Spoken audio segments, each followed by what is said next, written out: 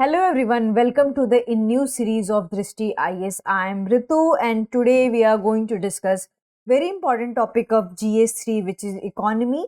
So today's topic is about de-dollarization and we are also going to discuss the currency swap agreement between China and Saudi Arabia. So before moving to the points of discussion part, first of all we will discuss that why this kind of agreement and arrangement is happening between other countries.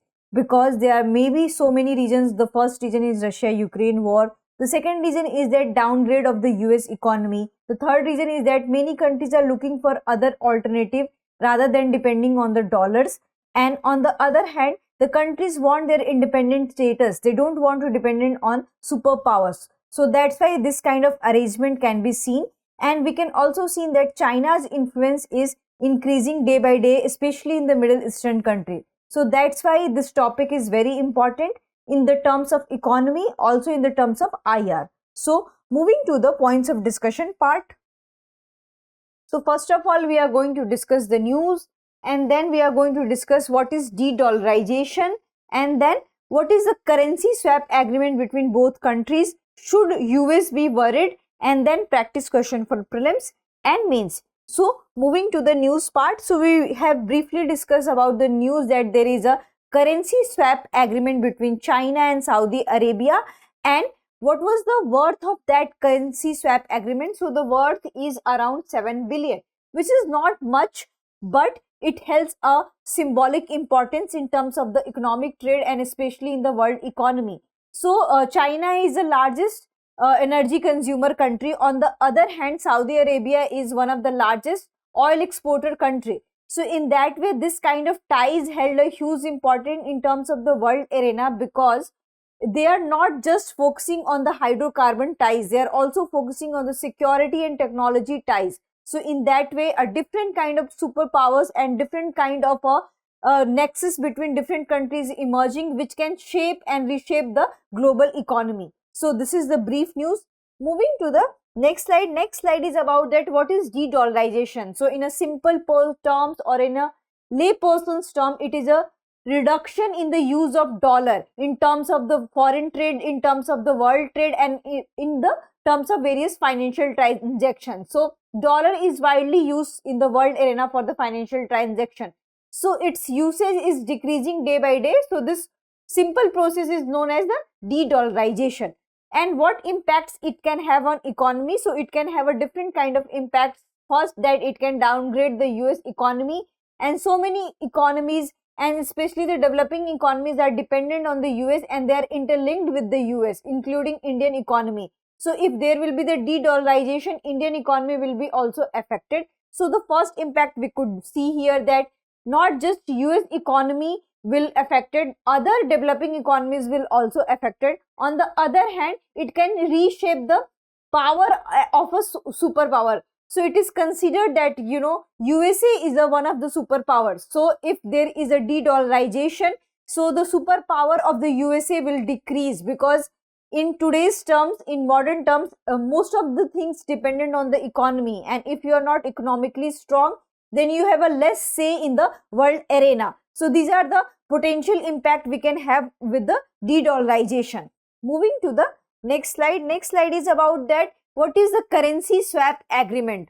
So in a simple terms, it is a swap agreement between two countries, and what they do that they decide a swap rate in which they decide exchange rate, on this amount they will exchange each other currency for a particular time period. So they fix a date. So what is this swap agreement between China and Saudi Arabia? So they have done with a worth of 7 billion for 3 years.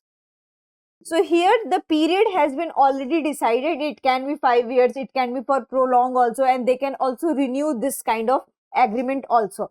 So what is the swap rate? So swap rate is a difference between the exchange rate between two countries. Suppose that China has a different kind of worth for their currency and Saudi Arabia has a different kind of worth for their currency. So the difference between these two rates is known as the swap rate. So this is a simple known as a currency exchange rate or a currency swap rate between two countries.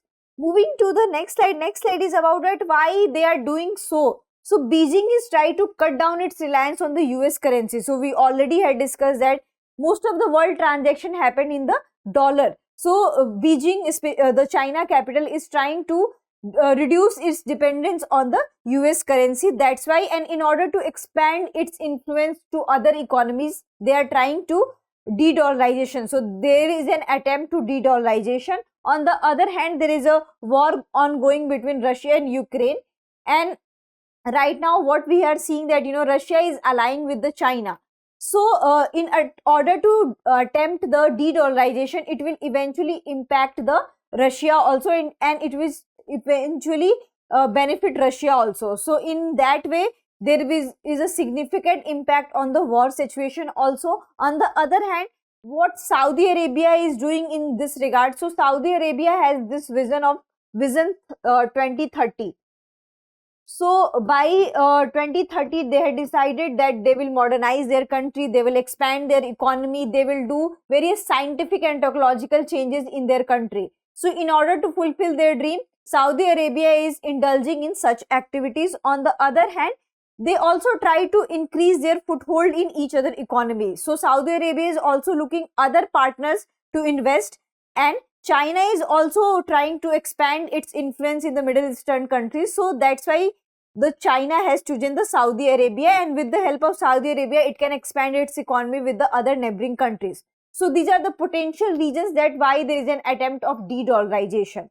Moving to the next slide. Next slide is about, should US be worried, because dollar is the official currency of the US, and so many financial transactions are happening in the dollar. So it will eventually impacting the US, and it is benefiting the US. So should US be worried for this kind of attempt by China and Saudi Arabia, because the cost is not much high, but it can impact US or not, we will discuss here. So here the China has started the credit line. So it has not given any kind of the favor. So what is happening with the credit line, that this is a constant transaction. It means that you have to always pay the interest, you have to always borrow. So there is a continuous process. So its impact is not a temporary one. It can be prolonged also. On the other hand, what we can see that here the worth is just 7 billion, but it can have a symbolic impact, and it is not just impacting the China and Saudi Arabia. It is also inspiring other nations to indulge in such kind of the agreement with each other. So there is a symbolic importance of such things. On the other hand, China imported $65 billion worth of Saudi crude in 2022, which is 83% of the total Saudi export, which is very huge in number. So in a way, Saudi Arabia has found its partner and found its trading partner in terms of China. So its dependence on US is decreasing day by day. So it can have an impact on US economy. Moving to the next slide. Next slide is about that what it can have impact on Russia and China also. So we have already discussed in terms of China and in terms of Saudi Arabia. So what it can have impact on Russia. So we already know that China and Russia are aligned, and in order to attempt de-dollarization, it will eventually impact Russia as well and also the China as well. So in that way, they are indirectly impacting Russia also. And despite the higher prices of Russia's oil prices, the China is importing from the Russia. Even Saudi Arabia is cooperating with the Russia. So what we can see is that a new nexus has been created, which is China, Russia and Saudi Arabia. And this nexus can be harmful because Saudi Arabia is the largest oil export, and the Russia is a breadbasket for many countries. On the other hand, China is producing and very much efficient in manufacturing sector and other sector as well. So in that way, if this nexus will grow, it will eventually impact the world economy or global economy. And Beijing is thought to the world largest network of currency swap arrangement. So right now, China is trying to develop that there will be the currency swap arrangement between at least 40 countries. So it is not just developing its tie with Saudi Arabia, it is also developing with at least 40 countries, which is very huge in number. And if it is able to do so, then there will be next superpower will be the China, and it will be more influential than US also. And recently we have seen that Argentina has renewed its currency swap agreement with China, and it was worth of $65 billion. And why Argentina has do so? Because Argentina economy is in very danger. So in order to prevent its economy for huge danger, and in order to maintain its economy, Argentina is also depending on the China, and they are preferring China over US for such arrangements. So this is brief about the de-dollarization. Moving to the question part, and this question has been already asked in 2019. So this is PYQ, and your first statement is purchasing power parity exchange rates are calculated by comparing the prices of the same basket of goods and services in different countries. So this is very factual in nature. Coming to the second part, in terms of PPP dollars, India is the 6th largest economy in the world. So this data may be changed because this question has been already asked in 2019. So from 2023, so you have to check the data once, that whether it's 6th or 5th or 7th, and then you have to answer accordingly. And what it says here, that one statement is related to the factual basis and another is related to the current affairs basis. So for your prelims examination, you have to focus on both facts, that you have to also look for the nitties, gritties and basics of economy, and you have to also look for the current affairs related to a particular fact. So moving to the mains part. So the mains question is, global economy is seeing the phenomena of de-dollarization. What are the underlying factors driving this trend? In the context of India, what measures can be taken to address the challenge posed by the de-dollarization? So first of all, the whole question is about de-dollarization. So you have to describe this term in the intro section. And then coming to the second part of the question, that what are the underlying factors driving this trend, that why de-dollarization is happening in the world arena. So first what you have to do, that the first reason is very evident, which is geopolitical tension. So there is a constant tension between China and US. You can also see the Russia and Ukraine war, and due to this war, there is a indirect war between Russia and US. So we can see that such kind of geopolitical tensions are going in the world arena. Then coming to the downgrade of the US economies. So recently Fitch has downgraded the US economy. And then urge for the self-dependency or self-sufficiency, because so many countries are trying that they should become self-sufficient, they should not dependent on the dollars. So these are the underlying factors for de-dollarization. Coming to that, what India can take the preventive measures, because India is also impacted by de-dollarization, because right now US is the largest trading partner of the India. So in that way, it will eventually impact India, and India's relation with China is not growing very smoothly.